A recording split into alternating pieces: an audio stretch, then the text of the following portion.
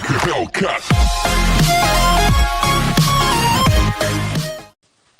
आज हम अपना नया टॉपिक देखेंगे और इस टॉपिक में आज हम देखेंगे allocation of overheads and absorption of overheads. तो पहले समझते हैं एलोकेशन ऑफ ओवरहेड्स क्या होता है। सबसे पहले हमेशा की तरह वीडियो को पॉज करेंगे और जितनी भी थ्योरी लिखी है उसको नोट करेंगे और फिर हम समझते हैं। आई होप आपने नोट कर लिया होगा। तो चलिए समझते हैं क्या होता है एलोकेशन ऑफ ओवरहेड्स। देखिए, एलोकेशन का मतलब होता है कि ओवरहेड्स जिस डिपार्टमेंट के हैं, ओवरहेड्स जिस डिपार्टमेंट के हैं, यहाँ पे डिपार्टमेंट कहने का मतलब ये है कि एक बहुत बड़ी का कोई मैन्युफैक्चरिंग यूनिट है तो वहाँ पे अलग अलग डिपार्टमेंट होते हैं। लाइक प्रोडक्शन के लिए एक अलग यूनिट होगी, पैकिंग के लिए एक अलग यूनिट होगी, सेलिंग करने के लिए एक अलग यूनिट होगी। तो समटाइम्स क्या होता है कि ओवरहेड्स हमारे अलग अलग यूनिट्स में अलग अलग जनरेट होते हैं। तो एलोकेशन का मतलब यहाँ पर यही बताया गया है कि जिस डिपार्टमेंट के वो ओवरहेड्स हों, आप हमेशा उनको उसी डिपार्टमेंट में रिकॉर्ड करें। इस चीज को समझने के लिए हम एक एग्जांपल लेते हैं। एग्जांपल लिखा है salary paid to the manager of a particular production department. एक प्रोडक्शन डिपार्टमेंट में एक मैनेजर है जिसकी सैलरी क्या होती है, पे होती है। ये एक तरीके का ओवरहेड है। ओवरहेड का मतलब, ओवरहेड्स को यहाँ पर सिंपल लैंग्वेज में समझ सकते हैं, एक तरह का एक्सपेंस है जो कि प्रोडक्शन डिपार्टमेंट का है। प्रोडक्शन डिपार्टमेंट का क्यों है? क्योंकि मैनेजर कहाँ पे काम कर रहा है, प्रोडक्शन डिपार्टमेंट में काम कर रहा है, उसको सैलरी पे करी जाती है। तो ये जो प्रोडक्शन डिपार्टमेंट का मैनेजर है जो इसकी सैलरी पे करी जा रही है, ये सैलरी का एक्सपेंस हमें इसी प्रोडक्शन डिपार्टमेंट में लेना होगा। क्यों? क्योंकि ये हमको डायरेक्टली हमको मालूम पड़ रहा है कि ये खर्चा किस डिपार्टमेंट से अराइज हुआ है। एलोकेशन ऑफ ओवरहेड्स का मतलब ही ये होता है कि जिस जगह से आपको ये मालूम पड़ जाए कि ये ओवरहेड्स किस डिपार्टमेंट का है, आप सिंपली इस डिपार्टमेंट उस एक्सपेंस को उस पर्टिकुलर डिपार्टमेंट में रिकॉर्ड करेंगे। इस चीज को समझने के लिए और क्लियर करते हैं। सपोज करें एक फैक्ट्री है, इसी फैक्ट्री की बात करते हैं। ये फैक्ट्री में प्रोडक्शन डिपार्टमेंट में एक मैनेजर है।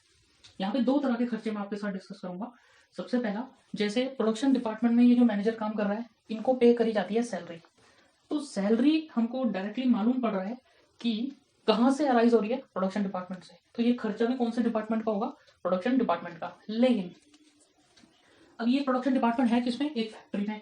अब सपोज करते हैं उस फैक्ट्री का जाता है रेंट। अब यहाँ पे हम एलोकेट कर पाना मुश्किल हो जाएगा कि रेंट कितने कितने डिपार्टमेंट का है। देखिए, इसको समझने के लिए मैं एक एग्जांपल से आपको समझाता हूँ कि क्या मैं एक्चुअली में कहना चाह रहा हूँ।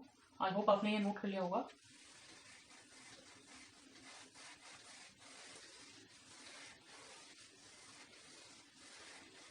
देखिए, मैं यहाँ पे ये कहना चाह रहा हूँ कि एक तरफ है हमारा एक्सपेंस रेंट ऑफ फैक्ट्री, ठीक है। ये एक खर्चा अराइज हुआ है।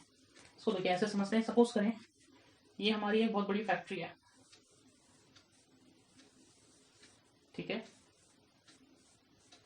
ये हमारी एक फैक्ट्री है।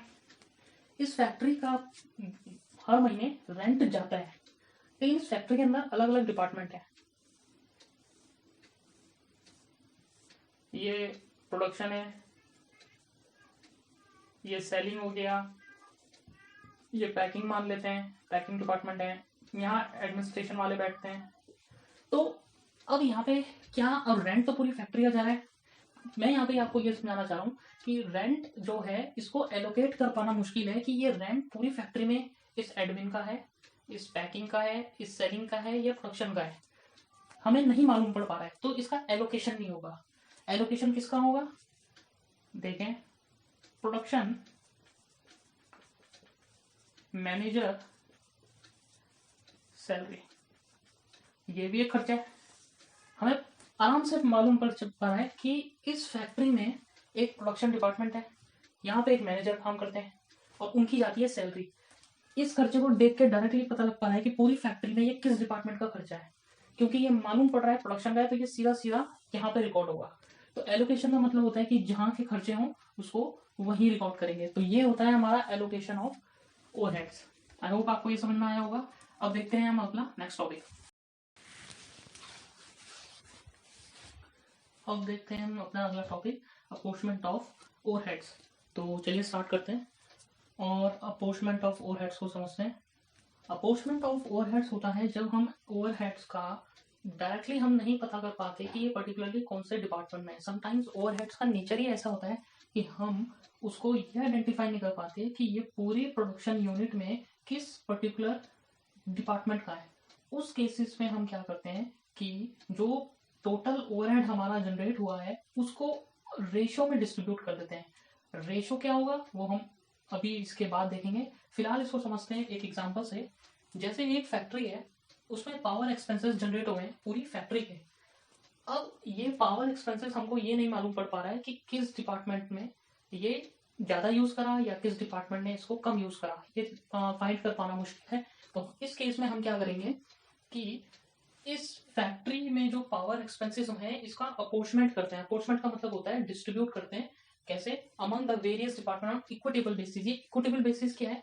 ये हमारे पास कुछ स्टैंडर्ड्स होते हैं जिसमें हम ओवरहेड्स का डिस्ट्रीब्यूशन करेंगे। वो स्टैंडर्ड्स क्या होंगे वो हम अभी जस्ट इसके बाद देखेंगे।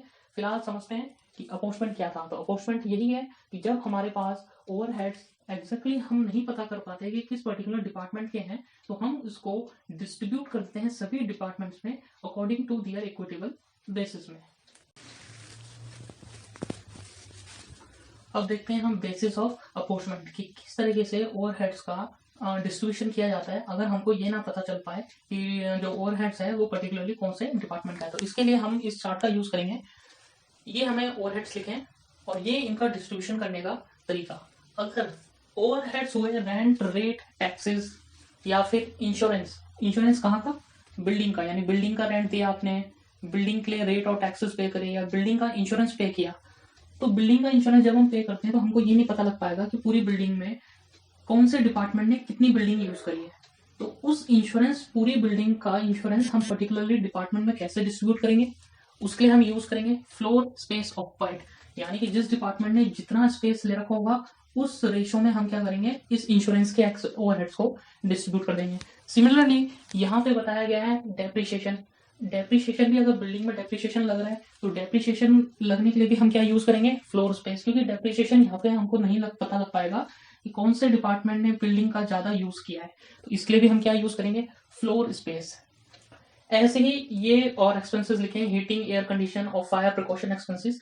तो जो भी बिल्डिंग के एक्सपेंसेस होंगे उनको हम फ्लोर स्पेस के अकॉर्डिंग डिस्ट्रीब्यूट करेंगे। अब बात होती है depreciation, repair and insurance of plant and machinery. अब प्लांट और मशीनरी यूज हो रहा है फैक्ट्री में, तो उसके लिए हम इस ओवरहेड्स का डिस्ट्रीब्यूशन कैसे करेंगे? क्योंकि प्लांट और मशीनरी का मतलब होता है ग्रुप ऑफ मशीनरी। प्लांट जब भी कहीं पे यूज होता है तो उसका मतलब होता है कि जिसमें एक से ज्यादा मशीनरी जब यूज होती है तो उसको प्लांट बोला जाता है। तो अगर इसका डेप्रिसिएशन लगेगा तो वो वैल्यू ऑफ प्लांट और मशीनरी जो होगी उसके बेसिस पर डेप्रिसिएशन कैलकुलेट होगा। सिमिलरली पावर की बात करते हैं। पावर एक्सपेंसेस, जैसे भी मैंने पिछले एग्जांपल में बताया भी था कि पावर एक्सपेंसेस जब होते हैं तो हमको ये नहीं मालूम पड़ पाएगा कि कौन से डिपार्टमेंट ने कितने पावर यूज किया। तो उसके लिए हम इस पावर ओवरहेड्स को डिस्ट्रीब्यूट करने के लिए हम यूज करेंगे कुछ, ये क्वेश्चन में गिवन होगा कि किस बेसिस पे हमको अपोर्शमेंट करना है। हॉर्स पावर आवर गिवन होंगे, या तो किलो वाट आवर गिवन होंगे, या मशीन आवर गिवन होगा, मीटर रीडिंग गिवन होगा। मीटर रीडिंग का मतलब हर डिपार्टमेंट में अलग अलग मीटर लगे होंगे, उसमें जो रीडिंग आएगी उसके अकॉर्डिंग हम इस एक्सपेंसेस को डिस्ट्रीब्यूट कर देंगे। और अगर कुछ गिवन नहीं है तो हम फिर से क्या यूज करेंगे? Floor space. यानी जितना फ्लोर स्पेस होगा पर्टिकुलर डिपार्टमेंट के पास उसके अकॉर्डिंग हम क्या कर लेंगे? इस पावर एक्सपेंसेस को डिस्ट्रीब्यूट कर लेंगे। सिमिलरली ऐसी लाइटिंग ओवरहेड्स की बात करें तो लाइटिंग ओवरहेड्स में भी हम क्या करेंगे? चेक करेंगे हर डिपार्टमेंट में कितनी नंबर ऑफ लाइट पॉइंट्स है। हर डिपार्टमेंट में जितने नंबर ऑफ लाइट पॉइंट्स होंगे उसके अकॉर्डिंग इस ओवरहेड्स को हम डिस्ट्रीब्यूट कर लेंगे। या फिर दूसरा तरीका होगा मीटर रीडिंग। और अगर ये भी गिवन नहीं है तो फिर से क्या करेंगे? Floor area. ये जितना भी अपोर्शमेंट लिखा है बेसिस, ये क्वेश्चन में हमको गिवन होता है कि हमें कौन से ओवरहेड्स को किस रेशो में किस बेसिस पे डिस्ट्रीब्यूट करना है। तो ये इनका बेसिक्स का इनका ओवरहेड्स को डिस्ट्रीब्यूट करने का बेसिस था।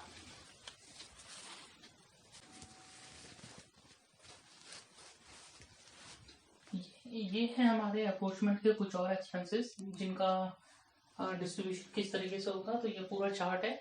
वीडियो को पॉज करें और पूरे चार्ट को यहाँ पे नोट कर लें। आई होप आपने नोट कर लिया होगा। तो ये हमारा जो पूरा अप्रोचमेंट है, किस तरीके से एक्सपेंसेस को, ओवरहेड्स को डिस्ट्रीब्यूट किया जाता है। तो फायर इंश्योरेंस अगर हमारे पास होगा तो एसेट वैल्यू लेंगे। सुपरविजन अगर हमें करना होगा तो नंबर ऑफ वर्कर्स और वेजेस के अकॉर्डिंग इसका डिस्ट्रीब्यूट करते हैं। और ये फ्रेड बेनिफिट्स लिखे हैं जो नंबर ऑफ वर्कर्स और वेजेस के अकॉर्डिंग डिस्ट्रीब्यूट होते हैं। तो ये थे हमारे कुछ अपॉर्चमेंट के जो एक्सपेंसेस थे जिनका apportionment according to their equitable basis होता है। और यहाँ हमारा एलोकेशन एंड अप्रोप्रिएशन का पूरा टॉपिक ही कंप्लीट होता है। नेक्स्ट वीडियो में देखेंगे हम इसके न्यूमेरिकल्स। तब तक के लिए बाय।